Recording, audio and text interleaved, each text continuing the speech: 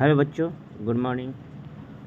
सबसे पहले मैं आप लोग के बीच कुछ नए मुद्दे लेकर आया हूँ, जिसमें आपको ये बताने का कोशिश करूँगा कि आप किसी बच्चे का अगर कहीं बढ़िया से एडमिशन नहीं हुआ है या बिहार विद्यालय परीक्षा समिति में जो कॉलेज आप दिए थे वो कॉलेज नहीं मिला है, तो आप स्लाइड अप कैसे करें।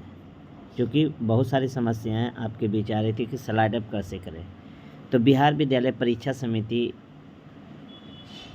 में स्लाइड अप जो प्रक्रिया है, जिसमें OFSS पोर्टल पर उपलब्ध कराया गया, और जो छात्र 11वीं में बेहतर कॉलेज अवसर नहीं मिला है, कोई छात्र अपने द्वारा चुने हुए कॉलेज से संतुष्ट नहीं है, तो वह स्लाइड अप का उपयोग कर दूसरे कॉलेज में ये एडमिशन ले सकते हैं। इसके लिए प्रक्रिया है बच्चों, इसको ध्यान से समझिएगा। स्लाइड अप की प्रक्रिया, सबसे पहले आप एडमिशन कराएंगे। एडमिशन कराएंगे तो एडमिशन में सबसे पहले जिस कॉलेज में आपका फर्स्ट मेरिट लिस्ट में हुआ है, वहाँ आप उस कॉलेज में एडमिशन कराएंगे। जब एडमिशन हो गया आपका, तो उसके बाद एडमिशन होने के बाद आपको एक डेट देगा या डेट दिया गया है, जिसमें आप स्लाइड अप की प्रक्रिया को चुनेंगे और इसके बाद स्लाइड अप कराएंगे। इसके बाद OFS पोर्टल पर लॉगिन करके स्लाइड अप का ऑप्शन चुनेंगे, विकल्प मिलेगा स्लाइड अप का कैसे देना है। उसके बाद नए कॉलेज में एडमिशन हो जाएगा।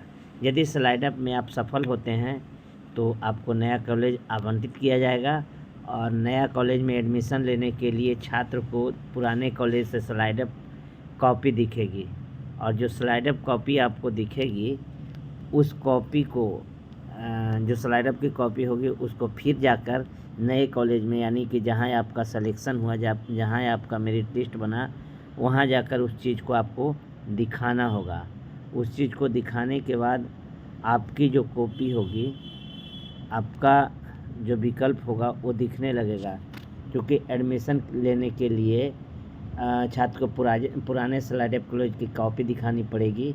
यदि पहले से जमा कर दी गई फीस, आप पहले फीस जमा कर दिए हैं यानी पहला कॉलेज में, तो फिर आपको स्लाइड अप हो जाने के बाद स्लाइड अप पर सही कॉलेज और सही विकल्प मिल गया है, सही विषय मिल गया है, तो क्या कीजिएगा, स्लाइड अप हो जाने के बाद आपको जिस कॉलेज में एडमिशन हुआ है वो कॉलेज आपको डॉक्यूमेंट्स दे देगा और आपका पैसा भी रिफ़ंड करा देगा। और पैसा रिफ़ंड कराने के बाद या फिर जिस कॉलेज में एडमिशन लेना चाहते हैं उस कॉलेज में आपका एडमिशन भली भांति कर दिया जाएगा। जब भली भांति कर दिया जाएगा बच्चों, तो आप एडमिशन ले लीजिएगा, और एडमिशन लेने के बाद पुनः आपकी प्रक्रियाएं से आप जैसा चाहे वैसा कर सकते हैं या वैसा आप कर रहे हैं। इस तरह से स्लाइड अप की प्रक्रिया आपका कंप्लीट हो जाएगा और आप नए कॉलेज में एडमिशन लेने के बाद आप नए कॉलेज में एडमिशन ले सकेंगे। एक चीज़ और बताते हैं, उसमें फ़ीस भी आपको दिया जाएगा, लेकिन स्लाइड अप की कुछ शर्तें हैं। पहली शर्त है कि जो आपका पहला विद्यालय आवंटित हुआ है, यानी फर्स्ट मेरिट लिस्ट में जो आपका नाम आया है, वहाँ जाकर आपको एडमिशन कराना होगा। उसके बाद स्लाइड अप के लिए ऑनलाइन आवेदन करना होगा, और नए कॉलेज में एडमिशन के लिए जो दस्तावेज होगा और फीस दोनों जमा करना होगा।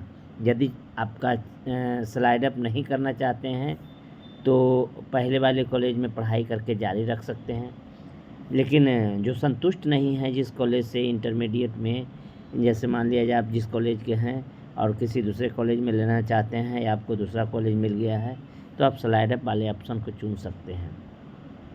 बिहार इंटरमीडिएट 2025 स्लाइड अप के लिए एक प्रक्रिया अपनाई गई है, जिसमें OFSS के माध्यम से ही आपको Bihar intermediate admission slide up प्रक्रियाएँ दिया गया है, और उससे आप स्लाइड अप कराने के बाद नए कॉलेज में एडमिशन करेंगे।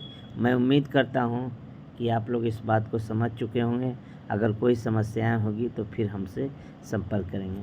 लेकिन स्लाइड अप की जो प्रक्रिया होगी, स्लाइड अप कराने के बाद जो आपका कॉलेज मिलेगा, वहाँ फिर आपको लिस्ट में दिखेगा आपका नाम, और फिर उसमें से उस प्रक्रिया में भी, स्लाइड अप की प्रक्रिया में भी आपको एक कागज़ मिलेगा, कंप्यूटर के द्वारा निकालेंगे और वो कागज़ लेकर जाएंगे और देखेंगे कि आपका जो स्कूल है, जो सेलेक्ट स्कूल किए थे वो सेलेक्ट स्कूल मिल गया, वहाँ जाकर आप एडमिशन करा लेंगे।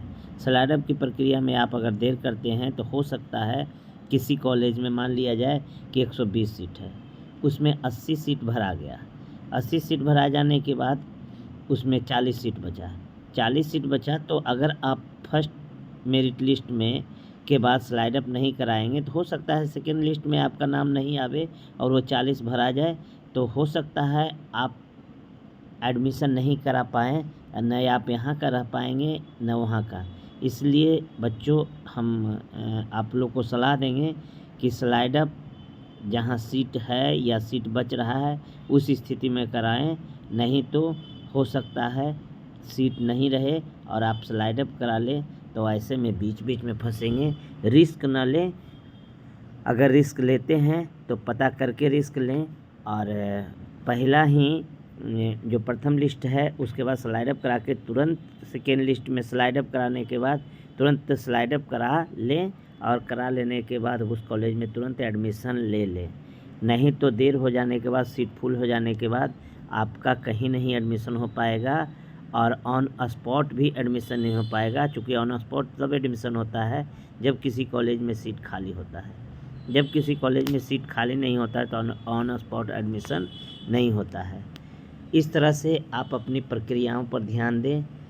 मैं पुनः नए वीडियो को आपके बीच लाऊंगा जब आप इसको समझ गए हैं। अगर नहीं समझे हैं तो कमेंट करके मुझे बताएं, मैं समझाने की कोशिश करूंगा। धन्यवाद।